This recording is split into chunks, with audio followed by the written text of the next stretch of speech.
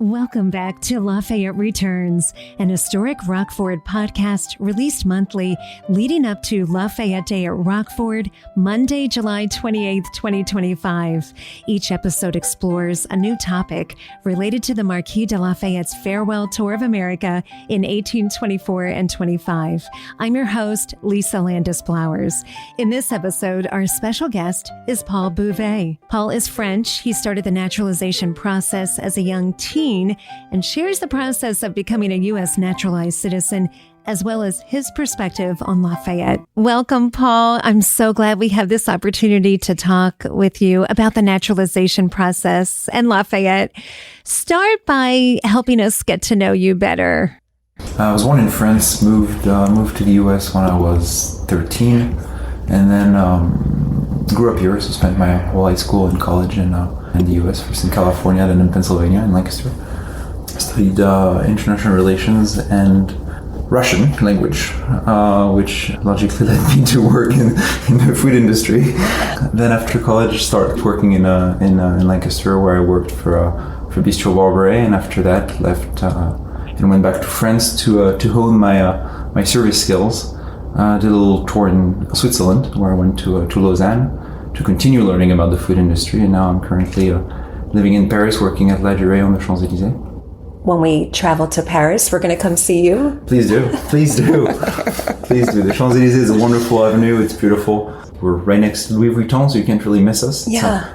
It's a big chest in the middle of the city, and next to us is that. When would you say is the best time to visit? When is the best time to visit Paris? Paris is always good because it always has something to give, depending on the time. Right now, you'll get the weather is going to look a little grayer, but you have a wonderful mood. It sizzles, as the song says. You come in the spring, and it just looks wonderful as the trees are getting ready, the magnolias are coming out, and in the summer, it's emptier because all the Parisians leave. So in the summer month is when you actually have the calm of Paris. There is really no bad time to visit the city. Let's talk about your journey to the United States. So how old were you when you moved? So I was 13 years old when I moved.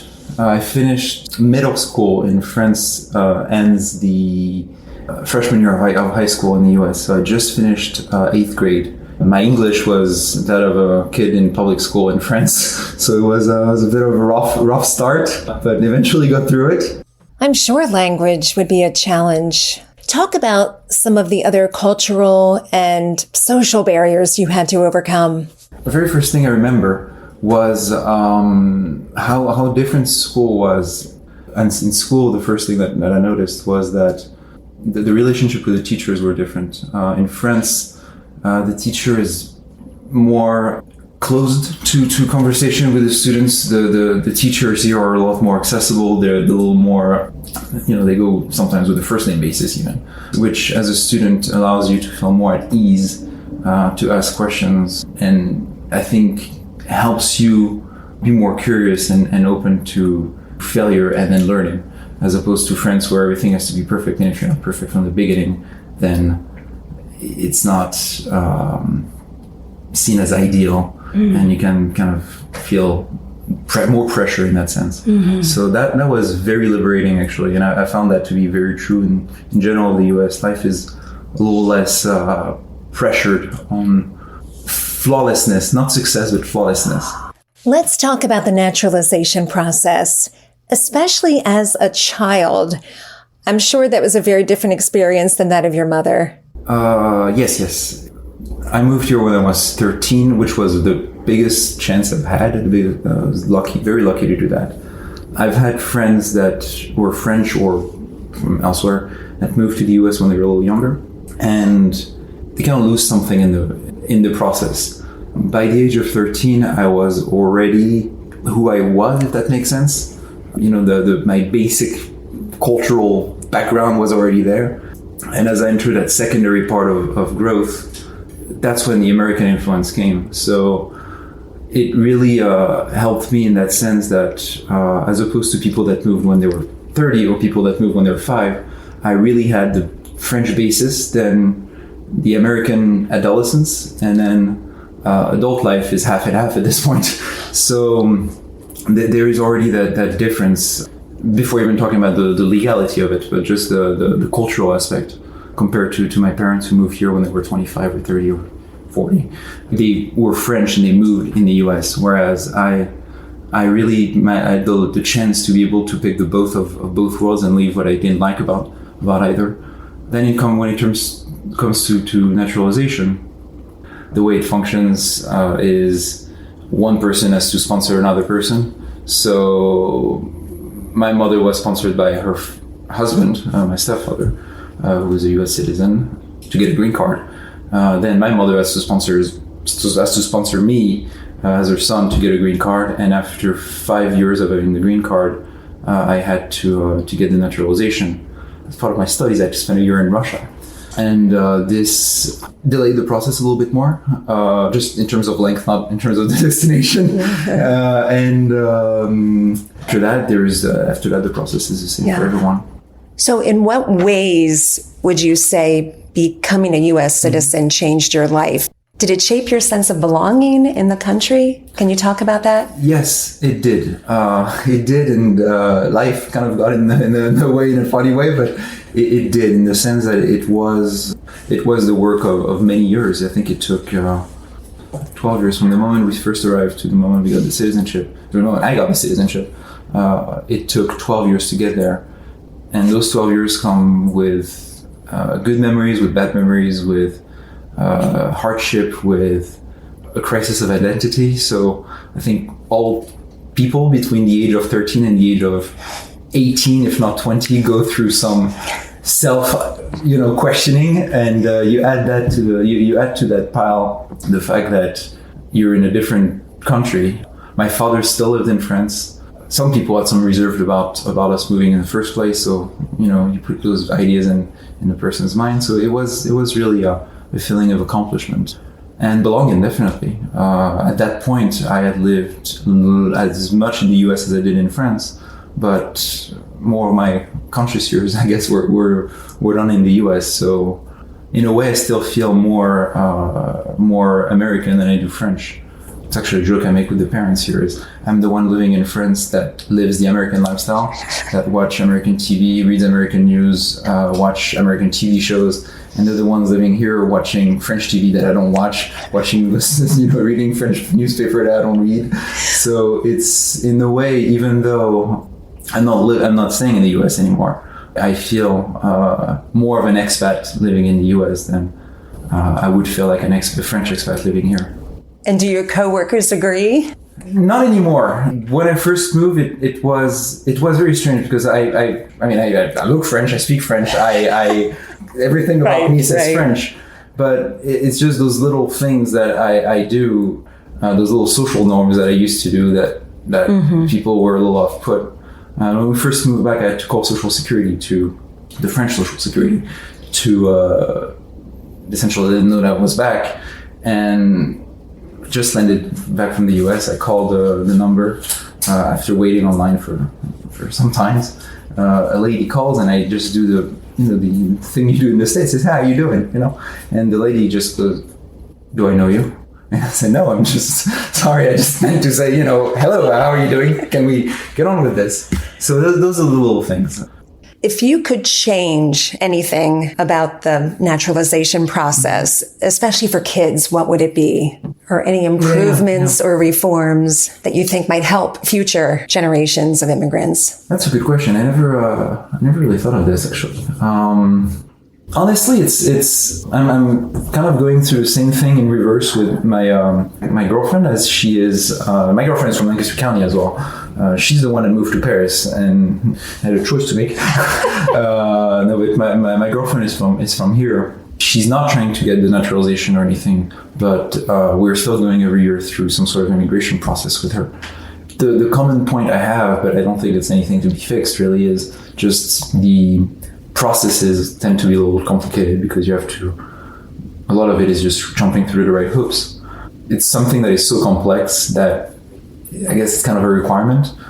It can be a little heartless at times, because on one hand, you're dealing with somebody's life, but on the other hand, you're dealing with an entire state, or so that requires And in your case, it's state and federal, so it's even more complicated. The process could be more streamlined, but at the same time, I'm not quite sure how one would do that. So, let's talk about Lafayette. I understand in France, he isn't as universally celebrated as here in the United States. So can you speak as to maybe why that might be? The very first thing I learned about Lafayette actually was from my grandfather, who was born in 1932. And as one would imagine, the war years, the Second World War years, were important for him as he grew up through it. He always liked to remind, especially after I moved to America, he liked to remind me that when the US came back in 44 for D-Day, on the ship was a banner saying, "Lafayette, here we come, Lafayette, nous voilà." And that's actually one of the first memories I have of Lafayette. In the case of Lafayette, he is mostly known for two things in France. One is a guy that went to the US to help with the Revolutionary War. And that's pretty much the extent of it. And the other thing is he gave his name to one of our biggest department stores in France. So there's that, where they have wonderful illumination around Christmas. So that's generally where the name comes in the conversation. One of the reasons I believe this might be actually is politically he had been considered to be a potential person that could stop the revolution. So when they realized the revolution was maybe going too far one way and they needed to stop, they realized they needed a strong man to do so. And one of the people they considered was Lafayette. The problem they had with Lafayette is, although history is always written by the victors, but one of the issues they seem to have with Lafayette is that he seemed to have a little too much taste for his own person, and that he could have become the tyrant they were trying to get rid of. One of his contemporaries called him Gilles César, sorry, they called him Gilles César, like as a Julius Caesar, Jules César. So instead they picked Napoleon, which was much more measured and definitely didn't become a tyrant. So I'm curious, in your opinion, what makes someone a hero in France compared to the United States? Cultural Americans are very good at communication, and they're very good at turning good stories into amazing stories.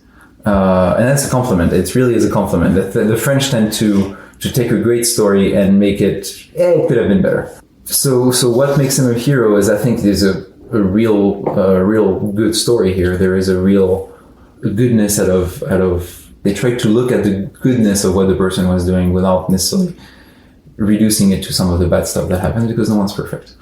I think George Washington is a great example. George Washington or Lincoln are great examples in that sense too, is that were they perfect beings? No, but they did more good than they did bad, and they had integrity and they followed it. So I think that's makes them heroes in that sense. One of the main differences I would say in France too is that we don't really describe the important people of history as heroes. We would talk more about great men. So if you take the De Gaulles, the Napoleons, the Louis XIV, they're generally referred to as the great men of history, les grands hommes de l'histoire, as opposed to heroes. So I think when you look at the main difference, in America you have a communication written about how heroic those deeds were and those men were, whereas in France we're just men that did great things. That I would say that's one of the main differences. And why do you think that is? I would jokingly refer to as like the Catholic roots of the French that would say that there's only one hero, but honestly that's pure speculation on my part. I think culturally we tend in France not to like the idea of heroes because it sounds show-offy in a way. I loved history growing up. I'm amazed that it wasn't the most the class that most people liked, because as kids we like stories, we go to bed listening to stories, and for one hour a week or 2 hours a week, however long it was, we got to sit in the class and have people tell us stories. So that's what I always liked about history, and we as humans tend to like stories. So I was always amazed that people just found history to be boring. While I love I really love Game of Thrones and Lord of the Rings and all of that. They have great geopolitical story, but the real history is just as fun as the real history. So it's a bit of a shame in that sense, but I also understand that it can be a little more emotionally loaded than other things. So I don't really blame people for not paying attention to it. But it's a bit of a shame. If you had to explain to a young person, both French and American, who Lafayette was and why he's important, what would you say? I would say that the relationship between France and the US has always been, and should always be, one of kindred spirits. There is a lot of stuff that brings French and the Americans together. Certain sense of don't tell me what to do that both countries definitely have. And Lafayette was a very good bridge for that. He was a very good example of a man who left France and really got himself into the culture and really got to learn it and came back with a good image of it, kind of like the reverse Benjamin Franklin, who did the same thing in Europe. And so there's that. He's one of those people that cross bridges between people and help us understand us better. Well, thank you so much, Paul. I thoroughly enjoyed our conversation. Before you go, you did work in the food industry. Is there anything that we have to try when we come to France, French food-wise, or something right now you're really missing? I mean, I've been here for 10 days, so the memories of France is still somewhat fresh. So there's nothing I've been missing so much that I couldn't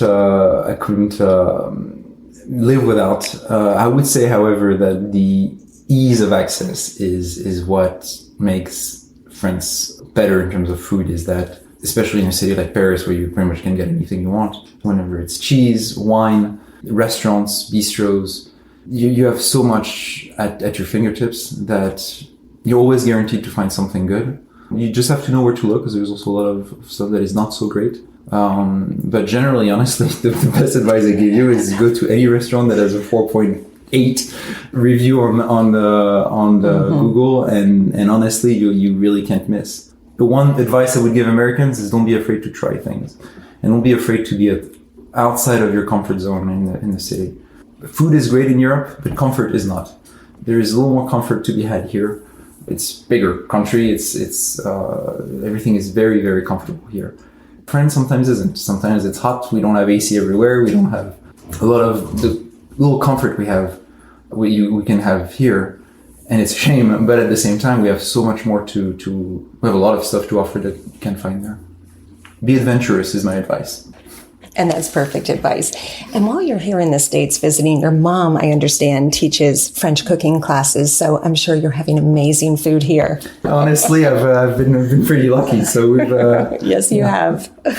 Well, wonderful. Thank you so much. Thank you so much. Tune in next month for a brand new episode as we prepare for Lafayette's visit. For more information on Rockford's Lafayette Day, visit historicrockford.org/special-events. For information on what's happening across Lancaster and Western Chester counties, go to Lafayette200pa.org. I'm Lisa Landis Flowers. Thank you so much for listening.